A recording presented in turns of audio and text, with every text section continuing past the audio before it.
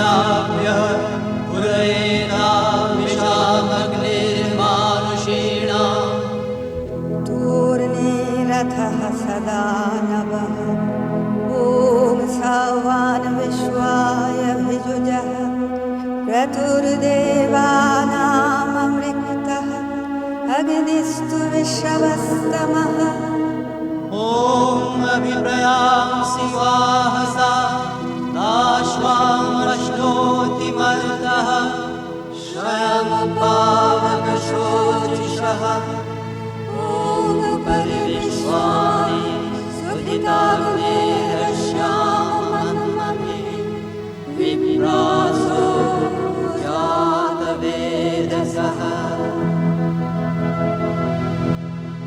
सावित्री अध्ययन वर्गर समस्त भाई भौणी समस्त माँ कृपा भिक्षा कर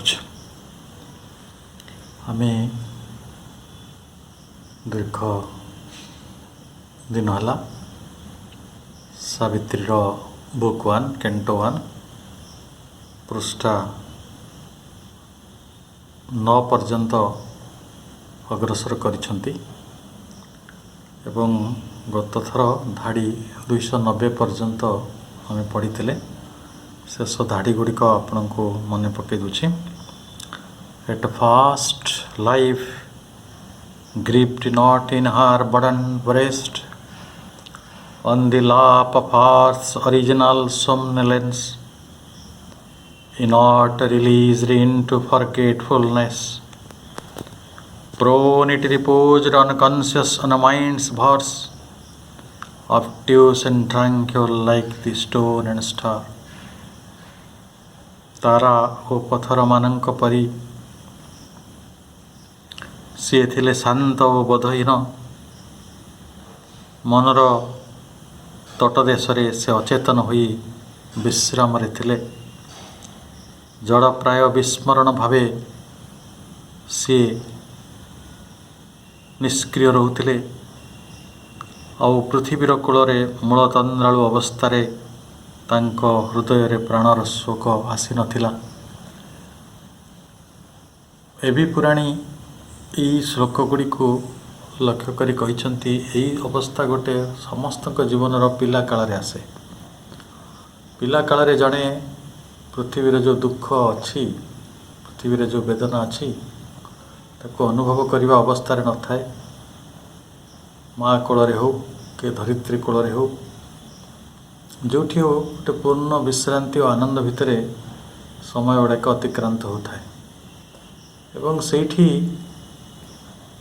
दुख प्रति संवेदना न थाए गोटे विस्मरणशील अवस्था थाए पिला काल तो तेणु सावित्री जाग्रत केतेबेले हेले जेतेबेले पृथ्वीर एक विराट दुख मृत्यु एक वैधव्य जोग तांको यथेष्ट भाव प्रभावित कला एवं सेतेबेले सी तांको आत्मा को जाग्रत करिसंती जो कार्यटी करिया पई सी आसी थिले स्वर्गरु तो सी से ताटी मन पकई से साधनाटी को जारी रखिंट किंतु पिला काल आमे देखुचु चेतना स्तर रे मनीष जीवनर मूल स्तर कथा गुड़िक बुझी न थाए धीरे धीरे जितेबाला जीवन बंचे जीवन जितेबाला ताकू नाना भाव पीड़ित करे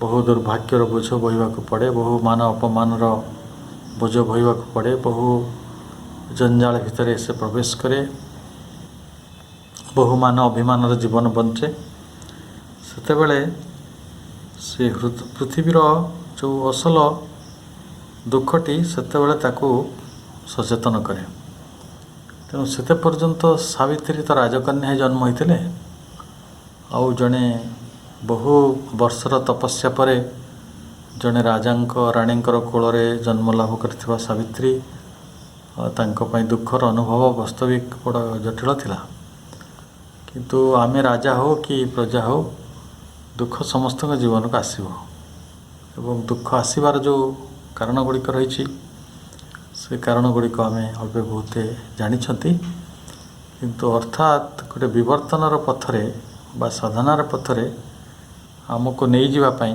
ଆପାତତଃ ବାଧ୍ୟ କରିବା ପାଇଁ ଗୋଟେ ପ୍ରକାର ପରୋକ୍ଷ ପ୍ରେରଣା ଦେବା ପାଇଁ ଦୁଃଖ ଆମ ପାଖକୁ ଆସୁଛି। ଯାହା ବି ହେଉ ଆମେ ଆଜିର ସେଇ ନବମ ପୃଷ୍ଠାର ତାର ପରବର୍ତ୍ତୀ ଧାଡ଼ି ଗୁଡ଼ିକ 291ରୁ ଦି ସିମ୍ବଲଟନ୍ର ଅଧ୍ୟୟନ କରିବାକୁ ଯାଉଛନ୍ତି।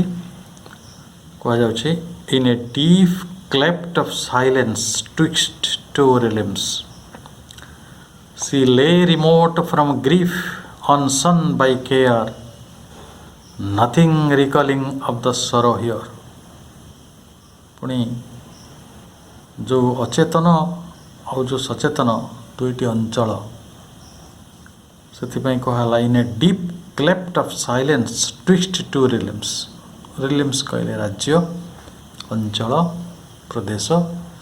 ସେଇ ଦୁଇଟି ପ୍ରଦେଶ, ଗୋଟେ ସଚେତନ ପ୍ରଦେଶ ଆଉ ଗୋଟେ ହେଲା ଅଚେତନ ପ୍ରଦେଶ, ତାର ଫାଙ୍କ ଭିତରେ ତ in a deep cleft, cleft କହିଲେ ଗୋଟେ ଫାଙ୍କ ଅଫ୍ ସାଇଲେନ୍ସ। ସେ ଫାଙ୍କଟା କିପରି ନା ନୀରବତାର। ସେ ନୀରବତାର ଯେଉଁ ଗହନ ଗହର, ସାଧାରଣତଃ ଆମ ଜୀବନ ଆରମ୍ଭ ହେଲା ମାତ୍ରେ ସଚେତନତା ଆରମ୍ଭ ହେଉଛି, କିନ୍ତୁ ପିଲାକାଳରେ ଆମେ ଅଚେତନ ରହୁଛୁ। ପୃଥିବୀର ସବୁ କଥା ପ୍ରତି ଆମର ଉନ୍ମୁକ୍ତତା ନାହିଁ। ତେଣୁ ଏଇଭଳି ସେଇଠି ଯେହେତୁ ସଚେତନତାର ଗୋଟେ ତୀବ୍ରତା ପିଲାକାଳରେ ନାହିଁ, ଆଉ ଅଚେତନତାର ଗୋଟିଏ ଯେଉଁ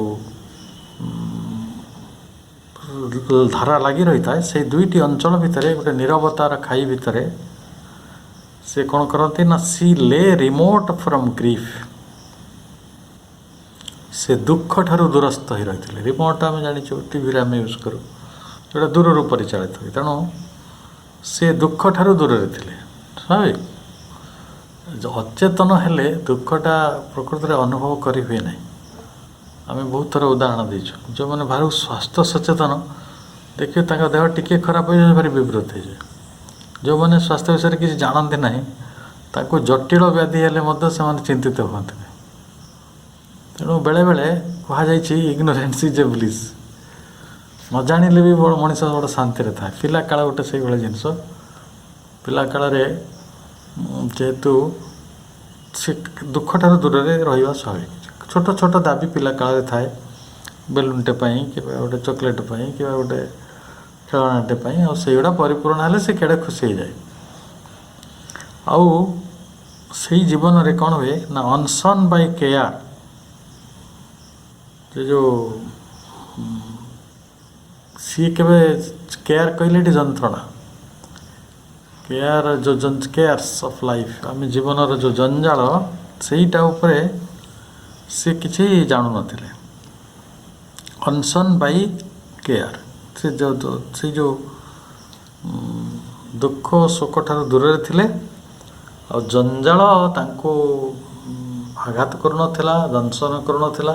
କେୟାର ଯେଉଁ ଜଞ୍ଜାଳ, ତାପରେ କ'ଣ ହେଉଥିଲା ନା ନଥିଙ୍ଗ ରିକଲିଂ ଅଫ୍ ଦି ସରୋ ହିଅର୍। ତେଣୁ ଏଠିକାର ଦୁଃଖର ଯେ କିଛି କାରଣ ଅଛି ସେ କଥା ସେ ବି ଜାଣିପାରୁନଥିଲେ। ସ୍ୱାଭାବିକ, ଛୋଟ ପିଲାମାନେ, ଆମେ ବି ପିଲାକାଳ କାଟିଛନ୍ତି, ଆମେ ଜାଣିନଥିଲେ ଯେ ଜୀବନ ଏତେ ଦୁର୍ବହ, ଆଉ ଜୀବନରେ ଏତେ ବେଶୀ ବିରୋଧାଭାସ ରହିଛି, ଆଉ ଜୀବନରେ ଏତେ ଏତେ ସମସ୍ୟାର ସମ୍ମୁଖୀନ ହେବାକୁ ପଡ଼େ, ଏତେ ଏତେ କଷ୍ଟର ସମ୍ମୁଖୀନ ହେବାକୁ ପଡ଼େ, ଏ ଧାରଣା ପିଲାକାଳରେ ନଥିଲା। ତେଣୁ ନଥିଙ୍ଗ ରିକଲିଂ ଅଫ୍ ଦି ସରୋ ହିଅର୍, ସେଇଠି ସେଇ ପିଲାକାଳରେ ଯେଉଁ ସଚେତନତା ଓ ଅଚେତନାର ଦୁଇଟି ଅଞ୍ଚଳ, ଯେଉଁ ରିଲିମ୍ସ, ଟୁ ରିଲିମ୍ସ, ତା'ର ଯେଉଁ ଫାଙ୍କ ଭିତରେ ଯେଉଁ ଜୀବନ ଗତି କରୁଛି, ସେଇ ଜୀବନରେ ନା କିଛି ଦୁଃଖ ଅଛି, ନା କିଛି ଯନ୍ତ୍ରଣା ଅଛି, ନା ଜଞ୍ଜାଳ ଅଛି। ଆଉ ସେଇଟା ସିଏ ବି କେବେ ମନେ ପକାଇ ପାରୁନାହାନ୍ତି ଯେ ଏଠି ଗୋଟେ ଦୁଃଖର କିଛି ଉପସ୍ଥିତି ଥିଲା। ତେଣୁ ଆମେ ଏଇଠି ଯେଉଁ ଦୁଇଟି ରିଲିମ୍ କଥା କହୁଛେ, ଦୁଇଟି ରାଜ୍ୟ କଥା, ସେଇଟା ହେଇପାରେ ଗୋଟେ ବାହ୍ୟ ଚେତନା ବା ଅନ୍ତଃଚେତନା। ତେଣୁ ସେଇ ବାହ୍ୟ ଚେତନା ଆଉ ଅନ୍ତଃଚେତନାର ଏକ ମଧ୍ୟବର୍ତ୍ତୀ କ୍ଷେତ୍ରରେ ହୁଏତ ସାବିତ୍ରୀଙ୍କର ଯେଉଁ ଚେତନାଟି ରହିଥିବ ପିଲାକାଳରେ, तो ସେଇଟା ଦୁଃଖ ଶୋକର ସ୍ପର୍ଶ ପାଇନାହିଁ ଆଉ ବେଦନାକୁ ଜାଣିପାରି ନାହିଁ। ତେଣୁ ସେଇଠି ଯେ ପୃଥିବୀରେ ଦୁଃଖ ବିଦ୍ୟମାନ ଅଛି ଏ କଥାଟି ହୁଏତ ସେ କିଛି ମନେ ପକାଇ ପାରିନାହାନ୍ତି। କିନ୍ତୁ ସେଇଟା ତ ସବୁଦିନ ରହିବନି ନା, କିଛି ପରିବର୍ତ୍ତନ ଆସିବ। କିପରି ଆସିବ? ଦେନ୍ ଏ slow ଫେଣ୍ଟ remembrance shadow like moved, and sighing she laid her hand upon her bosom and recognized the close and lingering ache. Deep quiet world made natural to its place, but knew not why it was there nor whence it came. এই ଜୀବନର ବେଦନା ବୋଧଟି ଆସେ କେମିତି? ସେଇଟା ହେଉଛି ଗୋଟେ ବଡ଼ ଚମତ୍କାର ବିଷୟ। ତ ଶ୍ରୀ ଅରବିନ୍ଦ ଏତେ ମାର୍ମିକ ଭାବରେ ଏଇଠି ଏ କଥାଟି କହିଛନ୍ତି, ଜଣେ ଯଦି ତାଙ୍କୁ ସେଇ ମର୍ମରେ ତାଙ୍କୁ ଅନୁଭବ କରେ ଦୁଃଖ ବେଦନାର ବୋଧ କେଉଁଠୁ ଆସେ, ତାହେଲେ ତାଙ୍କ ଆଖି ଲୁତକାପ୍ଲୁତ ହେଇଯିବ। ସେ ବୁଝିବା ଦରକାର ଯେ ଏତେ ସୁନ୍ଦର ଜୀବନ ଭିତରକୁ ଏଇ ଯେଉଁ ପିଲାମାନଙ୍କର ସୁନ୍ଦରିଆ ଜୀବନଟେ ଥିଲା, ପ୍ରଜାପତିର ଭଳିଆ ଜୀବନ, ସେମାନେ ହସୁଥିଲେ ଖେଳୁଥିଲେ, ପିଲାମାନେ କେତେ କଥା କୁହନ୍ତି, କେତେ ହସନ୍ତି, କେତେ ଖେଳନ୍ତି, ଆଉ କେତେ କଷ୍ଟ ମାନେ କିଛି କଷ୍ଟଟା ଥାଏ, ଦେହ ଟିକେ ଖରାପ ହୁଏ, ଆଉ ସେମାନେ ଯାହା ଖୋଜନ୍ତି ସେଇଟା ନଦେଲେ ମନ ଦୁଃଖ କରନ୍ତି, କିନ୍ତୁ ସେଇଟା ସାମୟିକ। ପୁଣି ତା ସକାଳୁ ସେମାନେ ଭୁଲି ଯାଇଥାନ୍ତି। କୌଣସି ମାନ ନଥାଏ, ଅପମାନ ନଥାଏ, ପ୍ରତିହିଂସା ନଥାଏ, ହିଂସା ନଥାଏ, କିଛି ଈର୍ଷା ନଥାଏ। ଆଉ ଈର୍ଷା ଯେଉଁଟା ଥାଏ ସେଇଟା ଗୋଟେ ଅତି ସାମୟିକ ଅବସ୍ଥା। ମୋ ଭାଇର କାହିଁକି ଭଲ ପ୍ୟାଣ୍ଟ ସାର୍ଟ ଆସିଲା, ମୋର କାହିଁ ଆସିନି, ଏମିତି ଅଭିମାନ ଛୋଟ କରନ୍ତି। କିନ୍ତୁ ସେଇଟା ଗୋଟେ ବହୁ ବଡ଼ ଦୁଃଖ, ଯେଉଁଟା ଆମେ ଯେତେବେଳେ ଉତ୍ତର ସମୟରେ ବୟସରେ ଯେଉଁ ସମ୍ମୁଖୀନ ହେଉ, ଯେଉଁ ସମସ୍ୟା ଗୁଡ଼ିକ, ଯେଉଁ ହିଂସା, ପ୍ରତିହିଂସା, ଈର୍ଷା, ଅସୂୟା, ଏର ଯେଉଁ ସମସ୍ୟା ଗୁଡ଼ିକ, ସେଇଟା ତା ତୁଳନାରେ କିଛି ବି ନୁହେଁ। ତାହେଲେ ସେଇଠି ଆମେ ସାବିତ୍ରୀଙ୍କ ଜୀବନରେ ବି ପରିବର୍ତ୍ତନ ହେଉଛି। ଜୀବନର ସ୍ତର ଅନୁସାରେ ଜୀବନର ଦୁଃଖ ବୋଧ। ଦେନ୍ ଏ slow ଫେଣ୍ଟ remembrance shadow like moved। ଏଠି ସ୍ଲୋ କହିଲେ କ୍ଷୀଣ, ଫେଣ୍ଟ ଗୋଟେ ସ୍ଲୋ, କ୍ଷୀଣ ତ ନୁହେଁ, ସ୍ଲୋଟା ଧୀର, ଧୀର ଭାବରେ ଗୋଟେ କ୍ଷୀଣ ସ୍ମୃତି କେମିତି ଆସିଲା ରିମେମ୍ବରାନ୍ସଟେ ନା, shadow like, ଛାଇ ଭଳିଆ ସେ ଜାଗିଲା, ଗତି କଲା, ମୁଭ୍ଡ। ଦେନ୍ ଏ ସ୍ଲୋ, ଧୀର, ଫେଣ୍ଟ ଗୋଟେ କ୍ଷୀଣ, ରିମେମ୍ବରାନ୍ସ ସ୍ମୃତି, shadow like moved ଗୋଟେ ଛାୟା ପରି, ଛାୟାବତ୍ ସେ ଗତି କଲା। ସେଇଟା ଗୋଟେ ରୂପକଳ୍ପ କେମିତି ବ୍ୟବହାର ହେଇଛି, କ'ଣ ସେ ସାଡ଼ଟା କ'ଣ? ସେ ପୁଣି ସ୍ଲୋ ଫେଣ୍ଟ, କାରଣ ଦୁଃଖଟା ହଠାତ୍କି ଆସିଯାଏ ନାହିଁ, ଧୀରେ ଧୀରେ ଧୀରେ ଗୋଟେ ମଣିଷର ମନ ଗୋଟେ ଭାଇଟାଲିଟି ଭିତରକୁ ପ୍ରବେଶ କରିଯାଏ। ତା ଭାଇଟାଲିଟିଟା ତା ଫିଜିକାଲ୍ ସହିତ ସଂଯୁକ୍ତ ହେଇଯିବ, ତାର ମାଇଣ୍ଡଟା ସେମିତି ରେଷ୍ଟଲେସ୍ ହେଇଯିବ। ଏମିତି ବହୁତ ଗୁଡ଼ିଏ ମନ, ଶରୀର, ପ୍ରାଣ ସ୍ତରରେ ପରିବର୍ତ୍ତନ ହେବା ପରେ ଗୋଟେ ଅସମଞ୍ଜସ ସ୍ଥିତି ଆସିବ, ଯେଉଁ ସ୍ଥିତିରେ ଦୁଃଖର ଜନ୍ମ ହେବ। ଆଉ ଏଇଟା ଭାରି ଧୀରେ ଧୀରେ ହେବ, very slow. and sighing she laid her hand upon her bosom। ଦିନେ ସମୟ ଆସିଲା, ସେ ଦୀର୍ଘଶ୍ୱାସ ଶିଖିଲେ। ଦୀର୍ଘଶ୍ୱାସରେ sighing she laid କହିଲେ ସ୍ଥାପନା କରିବା, her hand ତାଙ୍କ ଛାତିକୁ, open her bosom ତାଙ୍କ ଛାତିରେ ଚାପି ଧରିବା। ମଣିଷ କେତେବେଳେ ଦୀର୍ଘଶ୍ୱାସ ପକାଏ? ଗୋଟେ ଦୁଃଖ ବୋଧ ଭିତରେ ଦୀର୍ଘଶ୍ୱାସ ପକାଏ। ଆଉ କେବେ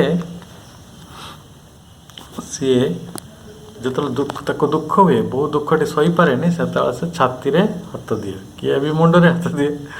ତେଣୁ ମାନେ ଏଇଠି ଗୋଟେ କେତେ ସୁନ୍ଦର ଭାବରେ କବିତ୍ୱର ଢଙ୍ଗରେ କୁହାଯାଉଛି, ଅର୍ଥାତ୍ ଦୁଃଖ ଆସୁଛି ଏବେ ତାଙ୍କ ଜୀବନକୁ, ଦୁଃଖର ଉପସ୍ଥିତି ଆଉ ଦୁଃଖର ସ୍ପର୍ଶ ଆସୁଛି। ସେ କହୁଛି and sighing she laid her hand upon her bosom। bosom କହିଲେ ବକ୍ଷସ୍ଥଳ ବା ଛାତି, ସେଇଠି ସେ ତାଙ୍କ ହାତଟି ଚାପି ଧରୁଛନ୍ତି ଏବଂ ଦୀର୍ଘଶ୍ୱାସ ପକାଉଛନ୍ତି। And recognize the close and lingering एक से देखिले गोटे व्यथा एक से व्यथाटी कौन पृथ्वीर पार्थिव व्यथा मनुष्यर व्यथा मनुष्य होइकि जन्म हबार गोटे कौन कह गोटे प्रतिफलटीए जे जीवन भीतर को आसला माने जंत्रणा भोग्य को आम एक प्रकार आपातत बाध्य एंड रेकोनाइज से चिन्हिले क्या चिन्हिले द क्लोज से निबिड़ एंड लिंगरिंग दीर्घ लिंगर करुँच दीर्घस्थायी हो दीर्घस्थायी से दुखटी को चिन्हिले कारण जितेबाला गोटे पिलार बाल्यकालटी सर सी गोटे एडोलेसेंट आड़ को जीव गोटे कैशोर अवस्था को जीव तापर धीरे धीरे यौवन को जीव जिते जिते तार भाइटाल विकास होतबो जिते जिते तार मनर विकास होतबो तो सेते सेते दुखर उपस्थिति ता आगे स्पष्ट हो तेणु सावित्री मध्य से भली व्यथा को एक से व्यथा को जहाँ दीर्घस्थायी एवं निबिड़ क्लोज ताको सी रेकोनाइज कले बा चिन्हिले तापर कौन है deep quite old made natural to its place सत्य सेमती कि ताकू वर्णना कर से दुख कौन ना सेटा डीप बहुत गभीर व्यथा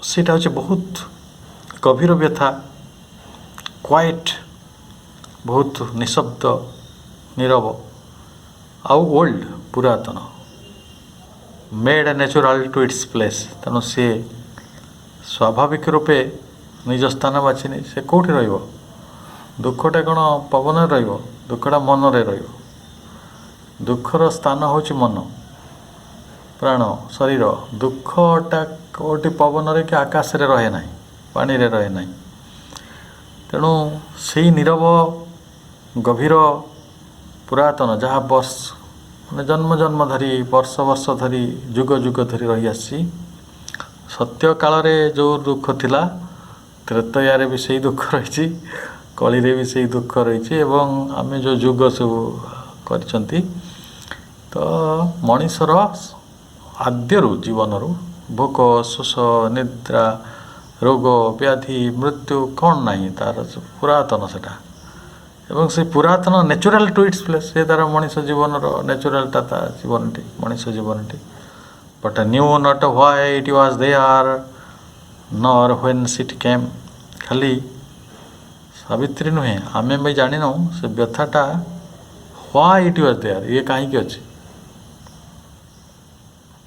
ठीक है कष्ट सबुदिन मिलूँ आज भी मिलूँ काली सकाଳେ भी मिल आपण को खुशीटा मिलू कि न मिलू व्यथाटा मिलवाटा ग्यारंटेड कारण व्यथाटा सी ता भितर अच्छी से जो ता प्लेस रे अच्छी बा नेचुरल टू इट्स प्लेस से ता जगह रे अच्छी जदि अच्छी किंतु सी तो अच्छी केबेरु अच्छी सृष्टि आरंभ रही मनीष जन्म होला दिन ठार अच्छी जीवटीए जन्म होला दिन ठार अच्छी किंतु से व्यथाटा कहीं रही आमर भोक कहीं रही आम शोष कहीं रही आम मन कष्ट कहीं रही आम प्राणर व्यथा सब कहीं रही कहीं आमर इच्छा गुड़िक रही आमर कहीं से इच्छा गुड़ा पूर्ति हुए ना पुणी आम जीवन में अनेक जिनिस परिवर्तन आसे जो परिवर्तनटा आम चाहूना तो बहुत कथा प्रश्न रही तेणु प्रथम कथा सावित्री भी सहीटा but knew not why it was there ये कहीं दुखटा रही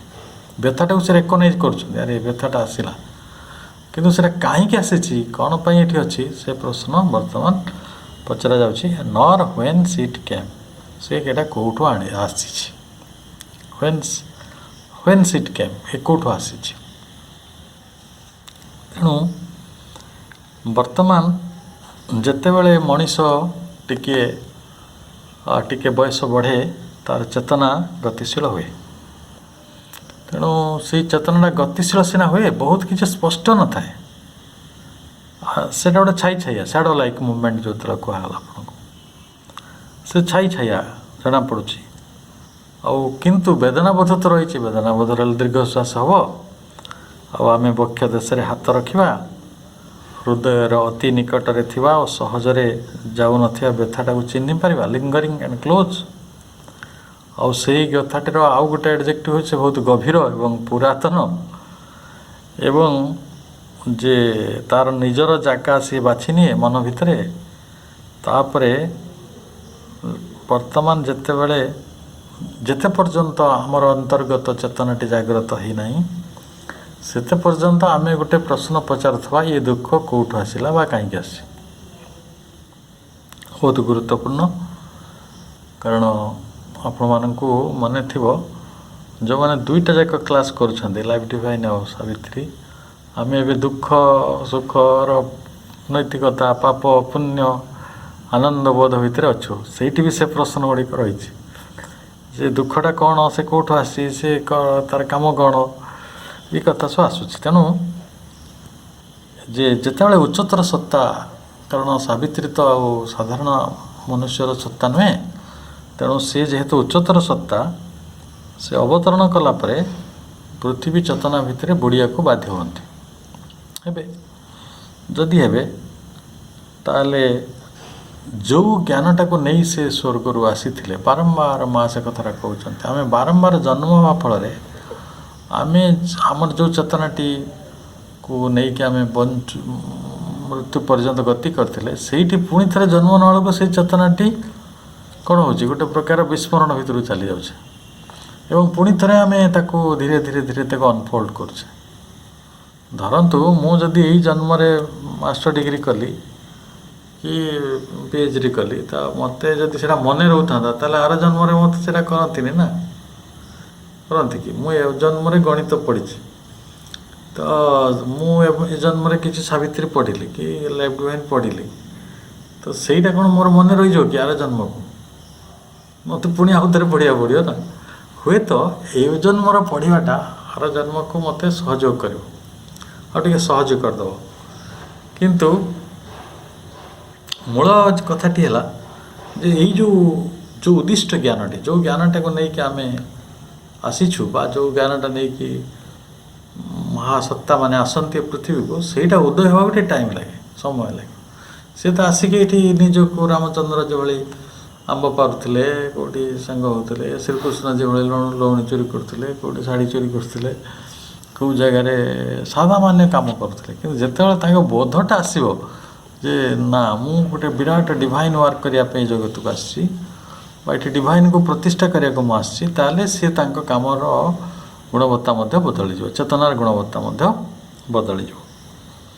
ତେଣୁ ମା କହୁଥିଲେ ଯେ ଉଚ୍ଚତର ଚେତନା ଯେତେବେଳେ ପାର୍ଥିବ ଜଗତ ମଧ୍ୟରେ ଅବତରଣ କରେ, ତା ଉପରେ ଏହିସବୁ ପ୍ରଭାବ ପଡ଼ିଥାଏ। ଏହି ବିଶ୍ୱରେ ଏତେ ଜଡ଼ତା ରହିଛି ଯେ ଚେତନା ତା ପ୍ରଭାବରେ ଆସି କ୍ଷୀଣ ହୋଇଯାଏ, ଫେଣ୍ଟ, ଯେଉଁ କଥାରେ ଆମେ ପଢ଼ୁଥିଲେ। ସେ ନିଭୃତ ରହେ, ତା ଭିତରେ ନିଶ୍ଚିତତା ରହେ ନା, ଏଇଟା ଗୋଟେ ସାଧାରଣ କଥା। ଏବଂ ଯେଉଁ ସବୁ ଉଚ୍ଚତର ସତ୍ତାମାନେ ପୃଥିବୀରେ ଜନ୍ମ ନିଅନ୍ତି, ସମସ୍ତଙ୍କର ଏହିପରି ଅଭିଜ୍ଞତା, ଖାଲି ଜଣଙ୍କର ନୁହେଁ। ସେଇ ସତ୍ତାମାନେ କେଉଁଠୁ କାହିଁକି ଆସିଛନ୍ତି, ସେ କଥା ଗୁଡ଼ିକ ପୁଣି ମନେ ପକାଇବା ପାଇଁ ସେମାନଙ୍କୁ ସମୟ ଲାଗେ। ତାଙ୍କର ସଚେତନ ଗତିବୃତ୍ତି, ସଚେତନ ଜ୍ଞାନ ଫେରି ଆସିବାକୁ ସମୟ ଲାଗେ। ତେଣୁ ମା କହୁଛନ୍ତି, it takes a long time to remember what they are, from where they came, and to get back their conscious movement and conscious knowing। ତାପରେ କୁହାଯାଉଛି, ଯଦି ବି ସିଏ ତାକୁ ସ୍ମରଣ କରିପାରନ୍ତି, even when they remember, ସେ ଜ୍ଞାନଟିରେ ଅସ୍ପଷ୍ଟତା ରହିଥାଏ, there is a kind of dulling the knowledge। ପୁଣି ସେଇଟା ଏତେ ପରିଷ୍କାର ପ୍ରାଞ୍ଜଳ ହୋଇନଥାଏ, it is not so clear, so vivid, so intense। ତେଣୁ ସବୁକିଛି ଗୋଟେ ନିସ୍ତେଜ ହେଇଯାଇଥାଏ, everything gets dulled, but it is just by bringing more and more often something of the higher realms of consciousness so as to wake up a response in matter that little by little it is very nature will change, and instead of being dull and unconscious, it will wake up to a conscious response। ଅର୍ଥାତ୍ ଉଚ୍ଚତନ ଚେତନାର ଭୂମିରୁ तार बार बार बेसीरू बेसी संपद उतारण द्वारा जड़र एक प्रत्युत्तर देखा दिए एवं धीरे धीरे परिवर्तित होगा आरंभ करे सेतेबेले जड़ आउ निरस अचेतन भाव न रही एक सचेतन प्रत्युत्तर पर जागृत हो उठे। पुणी इनवोकेशन रे माँ कहते this is just the work that is going on यही काम एमती चली विल गो एमती एंड गो ऑन एटा चली केते पर्यंत until this matter is transform कारण मैटर स्क्रिप्ट रे जी आसीजे जो कथा मैटर स्क्रिप्ट रे कह जाइतिला जे माने जड़र गुंफा भीतर को is transformed and capable of manifesting the supreme consciousness from which it comes। पुणी थरे तांको गोटे सामर्थ्य हासिल करिया पड़िबो पुणी थरे निजको आत्म अभिव्यक्त करिया पई जे सी सुप्रीम कॉन्शियसनेस रो आसी छंती एवं तांको कामटी करिया पड़िबो। परवर्ती धाडी कोडी कहि परी the power that a kindle's mind was still withdrawn, heavy unwilling were life's servitors, like workers with no wages of delight. Slain the torch of sense refused to burn, the unassisted brain around but not found not its past, the unassisted brain found not its past, only a vague earth nature held the frame। ये है गोटे अचेतन रु सचेतन आड़ को यात्रार मध्यवर्ती समय कथा। से कौन हो ना मन को जी जागृत करेंगे the power that kinds mind जो शक्ति मन को आलोकित करे प्रज्वलित करे सेटा एपर्यंत वाज स्टिल विथड्रॉन से आसी ना यहाँ हूँ जो कैश्वर अवस्था हो अर्थात से इमोर्टाल काम आरंभ करना तो सेठी पावर दैट काइंडल्स माइंड मन को जी प्रज्वलित करे से मनटी एपर्यंत प्रत्याहृत होगी रही। आउ कौन है heavy unwilling where lives servitors तेणु ये हेवी आपड़ जिते दुखित था से बहुत भारी अनुभव करती हेवी तो heavy unwilling where lives servitors को माने जो माने जीवन सेवक जीवन परिकर सब किए जे परिकर कहले जो माने आम जीवन को सहयोग करती साहाय्य करती तो आम मन प्राण शरीर ठूर आरंभ करी परिवेश पर्यंत समस्ते सर्विटर्स ऑफ लाइफ से माने कौन करचंती ना से माने वर्तमान हेवी एंड अनविलिंग दुखित और अनिच्छुक बहुत सिक्रेट ट्रुथ गुड़ी को भगवान मनीष भितर साहित्यिक रखी था पाखे अनेक शक्ति थाए किंतु से शक्ति से अनुभव करिया पूर्वर से जो तार इंद्रिय गुड़िक तार प्राण गुड़िक तार मन गुड़िक से माने ताको आदौ अनविलिंग ही रही था से तो सहजरे लैट्रिन करती ना अनुमति दियंती नहीं बा से भली खोली पारती ना और से हेवी होगी था दुखित होगी था किपरि देखो केड़े सुंदर उपमा दि जाए केमिति ना like workers with no wages of delight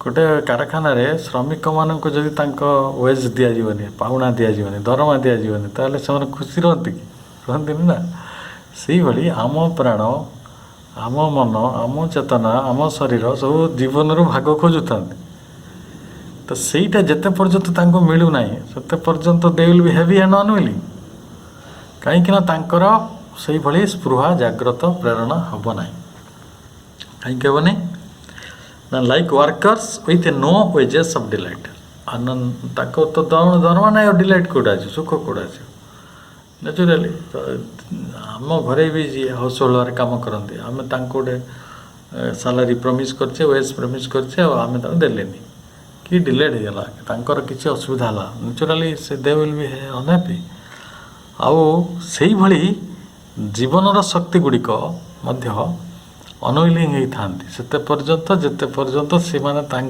Kamptee उद्देश्यटी यथार्थ ज्ञानटी यथार्थ प्रेरणाटी पाई ना बा से आम कह तार पाऊना जीवन पावना ଆଉ କ'ଣ ନା sullen the torch of sense refused to burn. ଏଇ ଯେଉଁ ରିଜେଣ୍ଟଫୁଲ୍, ସୁଲେନ୍ କହିଲେ ଅପ୍ରସନ୍ନ ବିରକ୍ତ, ସେମାନେ କ'ଣ କରନ୍ତି torch of sense refused to burn, ଅର୍ଥାତ୍ ଆମ ସେନ୍ସ କହିଲେ ଇନ୍ଦ୍ରିୟ, ଇନ୍ଦ୍ରିୟ ମାନେ ମଶାଲ ଗୁଡ଼ିକ ପ୍ରଜ୍ୱଳିତ ହୋଇନଥାଏ। ଦେଖନ୍ତୁ ଗୋଟେ ଯୁବକର ଇନ୍ଦ୍ରିୟ ଗୁଡ଼ିକ ଯେଉଁଭଳି କାମ କରେ ଗୋଟିଏ ଆଡୋଲେସେନ୍ସରେ କିଶୋର ଅବସ୍ଥାରେ ଥିବା ସେଭଳି କାମ କରେ ନାହିଁ, ପିଲାକାଳେ ଥିଲେ ସେଭଳି କାମ କରେ ନାହିଁ। ଆମେ ପିଲାକାଳେ ଅନେକ ଭଲ ଭଲ ଜିନିଷ ଦେଖିଥିବା ହ୍ୱେନ୍ ୱି ଆର୍ କିଡ୍, 3-4 ବର୍ଷରେ, କିଛି ମନେ ଅଛି? କିଛି ମନେ ନାହିଁ। କିନ୍ତୁ ଆପଣ ଯେତେବେଳେ ଗୋଟେ କ'ଣ କୁହାଯାଏ ମ୍ୟାଚ୍ୟୁଅର ଏଜ୍ରେ, ଗୋଟେ ପରିପକ୍ୱ ବୟସରେ କୌଣସି କଥାକୁ ଅତି ନିରୀକ୍ଷଣ କରନ୍ତି, ସୁନ୍ଦର କରିକି ତାକୁ ବୁଝିବାକୁ ଚେଷ୍ଟା କରନ୍ତି, ଜାଣିବାକୁ ଚେଷ୍ଟା କରନ୍ତି, ତ ସେ କଥାଟି କିଭଳି ଭାବରେ ଆପଣଙ୍କୁ ପ୍ରଜ୍ୱଳିତ କରେ। ତେଣୁ ଇଏ ହେଉଛି ଗୋଟେ ଆଡୋଲେସେନ୍ସ ଯେଉଁଥିରେ ଅପ୍ରସନ୍ନ, sullen the torch of sense refused to burn. ସେ ଯେଉଁ ଇନ୍ଦ୍ରିୟମାନଙ୍କର ଯେଉଁ ଆଲୋକ ବା ମଶାଲ ସେ ଜଳିବାକୁ ଅନିଚ୍ଛୁକ, ସେ ବିରକ୍ତ ଅଛି, କାହିଁକିନା ତାକୁ ହେଭି ଅନୱିଲିଂ ୱେର୍ ଲାଇଫ୍ ସର୍ଭିଟର୍ସ, ସେ ତ ଲାଇଫ୍ର ସର୍ଭିଟର ନା। ଇନ୍ଦ୍ରିୟମାନେ କ'ଣ? ସେମାନେ ଆମର ପରିକର, ଆମର ସେବକ, ସେମାନେ ଚାହାନ୍ତି ଇଏ ଆମକୁ ଭଲ ପାଉଣା ଦେଉ। ଭଲ ପାଉଣା କହିଲେ ଗୋଟେ ମନେ କରନ୍ତୁ ଆପଣଙ୍କ ଆଖି ଗୋଟେ ସୁନ୍ଦର ଜିନିଷ ଦେଖିବାକୁ ଚାହେଁ, ଅଥଚ ଆପଣ ତାକୁ ବଞ୍ଚିତ କରି ରଖିଛନ୍ତି। ଆପଣଙ୍କ କାନ ଗୋଟେ ଭଲ ଗୀତ ଶୁଣିବାକୁ ଚାହେଁ, ଆପଣ ତାକୁ ବଞ୍ଚିତ କରି ରଖିଛନ୍ତି। ଆପଣଙ୍କ ଜିହ୍ୱା ଗୋଟେ ଭଲ ସ୍ୱାଦର ଜିନିଷ ଖାଇବାକୁ ଚାହେଁ, ଆପଣ ତାକୁ ବଞ୍ଚିତ କରି ରଖିଛନ୍ତି। ସେମାନେ କେମିତି ହେବେ? ବୈରାଗ୍ୟ ଉଦାସୀନ ହେଇକି ରହିବେ, ସୁଲେନ୍, ଗୋଟେ ପ୍ରକାର ଅପ୍ରୀତିକର ପରିସ୍ଥିତି, ଯେଉଁଟା ନିତାନ୍ତ ବିରକ୍ତ ଅପ୍ରସନ୍ନ ଭାବରେ ରହିବେ। The unassisted brain found not its past. ତାଙ୍କର ଯେଉଁ ମସ୍ତିଷ୍କ, ଯେଉଁ ଚିନ୍ତାଶକ୍ତିର ଯେଟା କେନ୍ଦ୍ର, ସେ ଚିନ୍ତାଶକ୍ତିର କେନ୍ଦ୍ରଟି କ'ଣ ହେଇଛି ନା ଫାଉଣ୍ଡ ନଟ୍ ଇଟ୍ସ ପାଷ୍ଟ, ସିଏ ତା'ର ଅତୀତକୁ ଖୋଜିକି ଜାଣିନାହିଁ। ଏଇ ମସ୍ତିଷ୍କ, ଏଇ ଚେତନାକୁ ବା ଏଇ ଚିନ୍ତାଶକ୍ତିକୁ ବ୍ୟବହାର କରି ଆମେ କେତେ କେତେ ଚିନ୍ତା କରିଛେ, କିନ୍ତୁ ସେ ପାଷ୍ଟରେ ପହଞ୍ଚି ପାରୁନାହିଁ, ସେ କେଉଁଠୁ ମୂଳରୁ ଆସିଛି, କ'ଣ ପାଇଁ ଆସିଛି। ଓନ୍ଲି ଏ ଭେଗ୍ ଆର୍ଥ ନେଚର୍ ହେଲ୍ଡ ଦି ଫ୍ରେମ୍। ତାହେଲେ ଏଠି ତାହେଲେ କ'ଣ ଅଛି ନା ଗୋଟେ ବ୍ୟର୍ଥ ପୃଥିବୀର ନିୟତି, ଭେଗ୍ ଆର୍ଥ ନେଚର୍। ଭେଗ୍ କହିଲେ ଅସ୍ପଷ୍ଟ ପୃଥିବୀର ନିୟତି, ତାଙ୍କର ଯେଉଁ ଫ୍ରେମ୍ କହିଲେ କ'ଣ? ଶରୀର, ସେ ଶରୀର ଖାଲି ଧାରଣ କରିଛି। ଅର୍ଥାତ୍ ଏବେ କେବଳ ଗୋଟେ ପାର୍ଥିବ ଚେତନା ଭିତରେ ସେ ବଢ଼ୁଛନ୍ତି, ହେଲା। ସମସ୍ତଙ୍କର ଅବସ୍ଥା ହେଇଥାଏ ସେ। ଗୋଟେ 14 ବର୍ଷ 15 ବର୍ଷ ପର୍ଯ୍ୟନ୍ତ ରାମଚନ୍ଦ୍ର ସାଧାରଣ ହେଇଥିଲେ, ଯେଉଁମାନଙ୍କୁ ଆମେ ପରବର୍ତ୍ତୀ ସମୟରେ ଖୁବ୍ ବଡ଼ ବଡ଼ କାମ କରିଥିବାର ଜାଣୁ, ଯେଉଁମାନେ ଆବ୍ରାହମ ଲିଙ୍କନ ହୁଅନ୍ତୁ, ମହାତ୍ମା ଗାନ୍ଧୀ ହୁଅନ୍ତୁ, ସେମାନେ କ'ଣ ଜଣାପଡ଼ୁଥିଲେ କି କିଛି ଯେ ସେ ଗୋଟେ ବଡ଼ କାମ କରିବା ପାଇଁ ଡେଷ୍ଟାଇଣ୍ଡ ଅଛନ୍ତି? ଶ୍ରୀ ଅରବିନ୍ଦଙ୍କୁ ଜାଣନ୍ତୁ, ସାଧାରଣ ଭାବରେ ପାଠ ପଢ଼ୁଥିଲେ, ଚାକିରି କରୁଥିଲେ। ତ ସେଠି କ'ଣ ହେଉଥିଲା? ସେଇ ଜିନିଷଟି ହେଉଥିଲା ଯେ ତାଙ୍କର ଏଇଟା ତ ତାଙ୍କର ଯେଉଁ ତାଙ୍କ ପାଖରେ ଯେଉଁ ଚିନ୍ତାଶକ୍ତିଟା ଅଛି ବ୍ରେନ୍, ସେଟା ଅନଆସିଷ୍ଟେଡ୍। ଆଜି ତାରିଖରେ ତାଙ୍କୁ ଗୋଟେ କିଏ ସହଯୋଗ ଯୋଗାଇ ଦେଇନାହିଁ, କିଏ ତାଙ୍କୁ ବୁଝେଇ ଦେଇନାହିଁ, କିନ୍ତୁ ସେଇଟା ବି ତା'ର ମୂଳଟାକୁ ସେ ପହଞ୍ଚି ପାରିନାହାନ୍ତି, ପହଞ୍ଚୁନଥିଲେ ସେଇ ସମୟରେ, ଯେଉଁ ସମୟ ମୁଁ କଥା କହୁଛି। ପରବର୍ତ୍ତୀ ସମୟରେ ଯେତେବେଳେ ପହଞ୍ଚିଛନ୍ତି, ସେ ନିଶ୍ଚୟ ସବୁ କଥାକୁ ଦେଖିପାରିଛନ୍ତି, ଏଥିରେ କାଳଦର୍ଶୀ ହେଇପାରିଛନ୍ତି। ତେଣୁ ଯେତେ ପର୍ଯ୍ୟନ୍ତ ମଣିଷ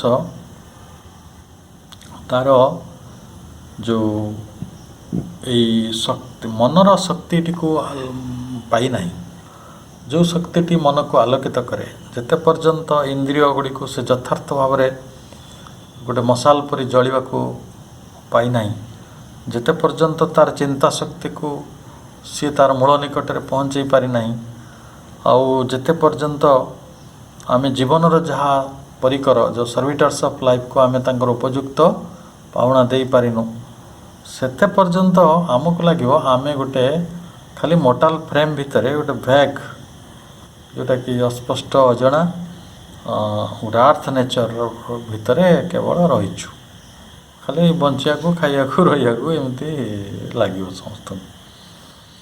ତେଣୁ ଯେତେବେଳେ ଏଇ ଅବସ୍ଥାଟା ହେଉଛି ଆମେ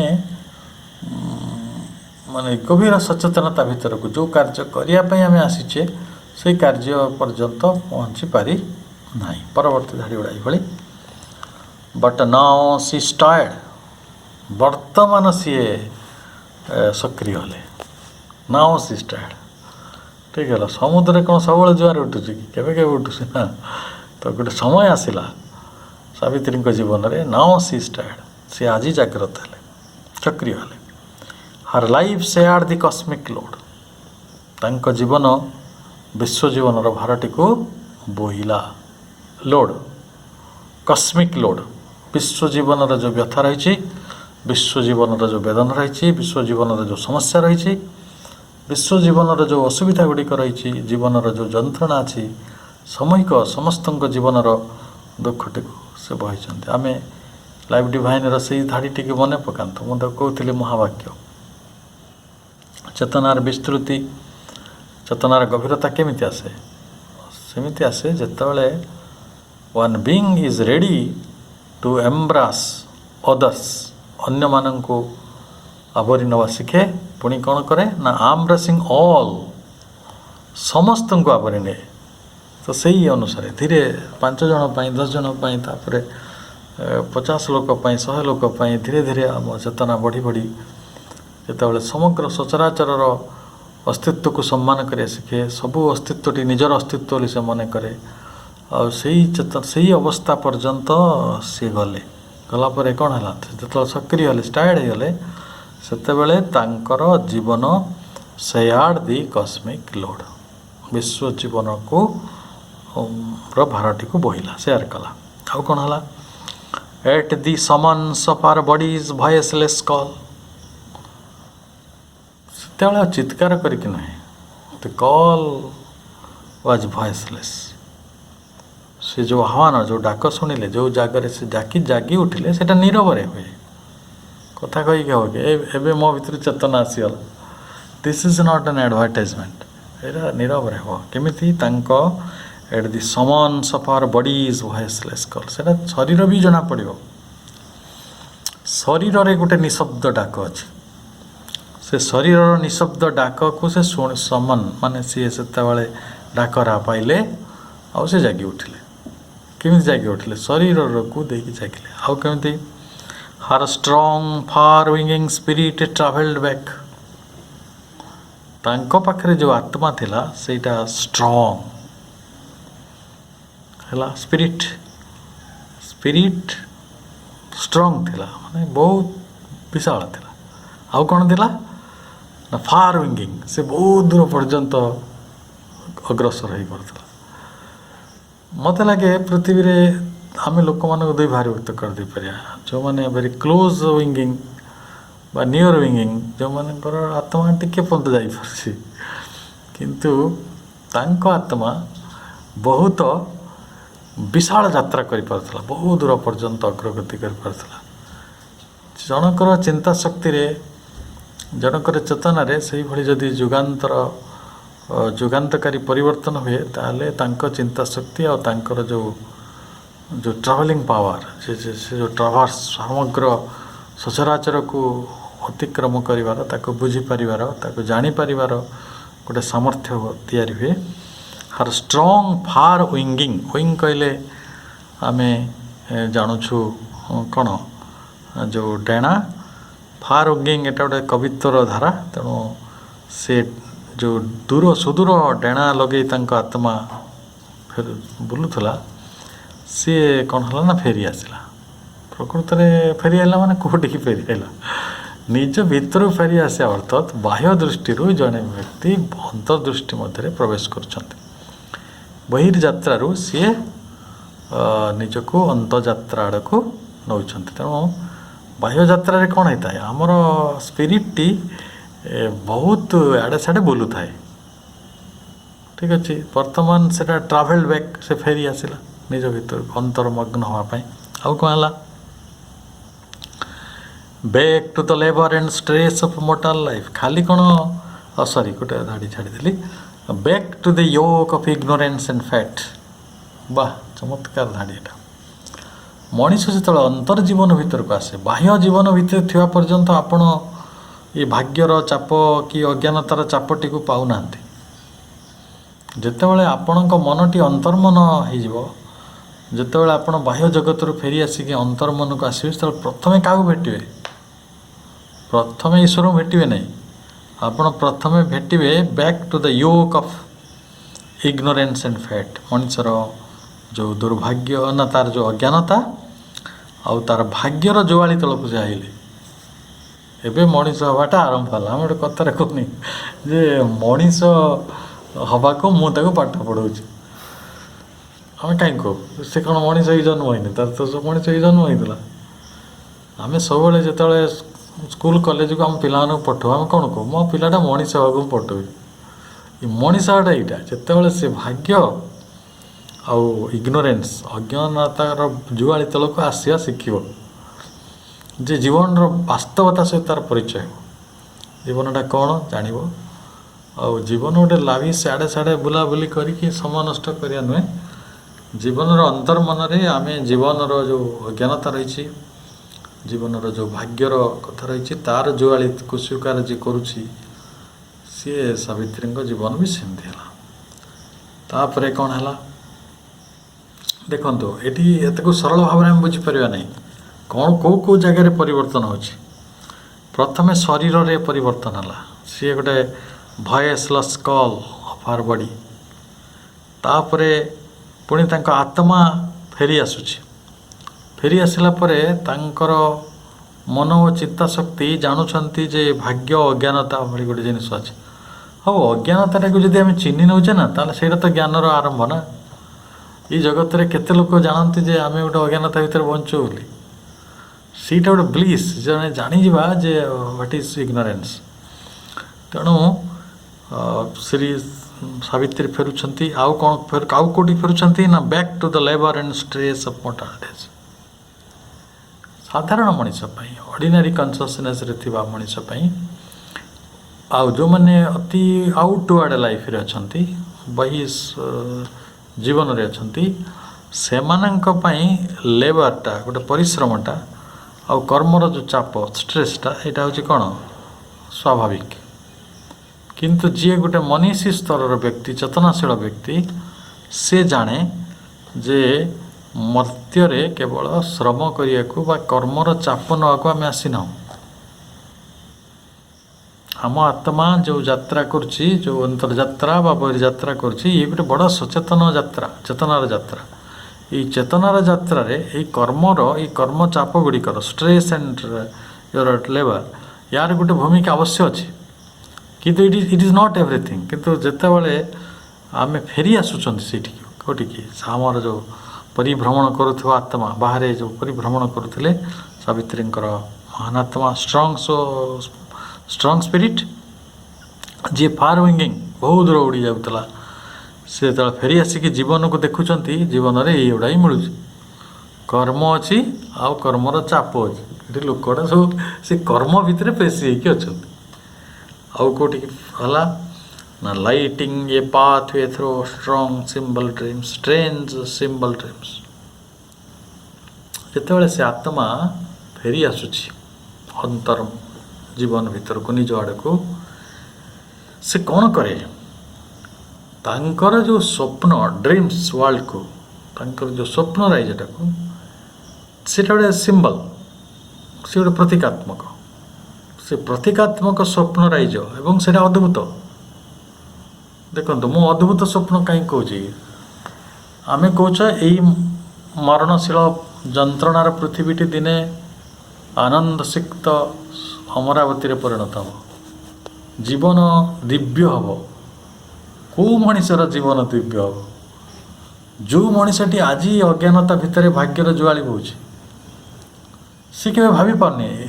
କିନ୍ତୁ ସାବିତ୍ରୀ ଜାଣନ୍ତି ତାଙ୍କ ସ୍ୱପ୍ନ କ'ଣ।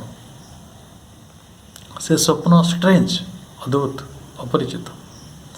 ସେ ଷ୍ଟ୍ରେଞ୍ଜ ସ୍ୱପ୍ନ, ସେଇ ସ୍ୱପ୍ନର ପଥଟିକୁ से पाथवे को से लाइटिंग करुଛି अर्थात आलोकित करुଛି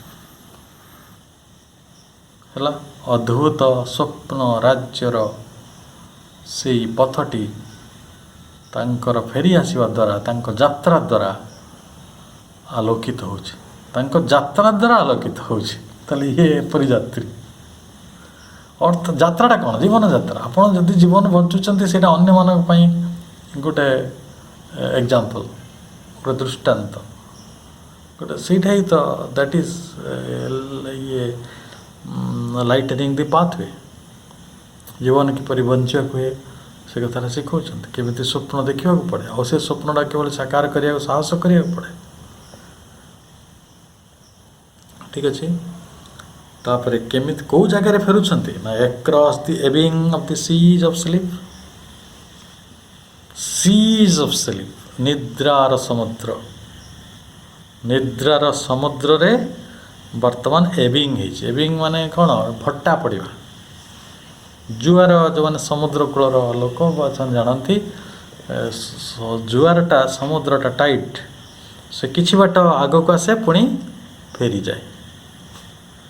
କିଛି ଜାଗାରେ ଯେଉଁଠି ସବୁବେଳେ ସମୁଦ୍ରଟା ଲହଡ଼ି ହେଉନାହିଁ, ସେଇ ଜାଗାରେ ସମୁଦ୍ର ସମୟ ଅନୁସାରେ ତିଥି ଅନୁସାରେ ଆଗକୁ ଆସେ ପୁଣି ଥରେ ଏବିଙ୍ଗ ହେଇଯାଏ, ପଛକୁ ଚାଲିଯାଏ।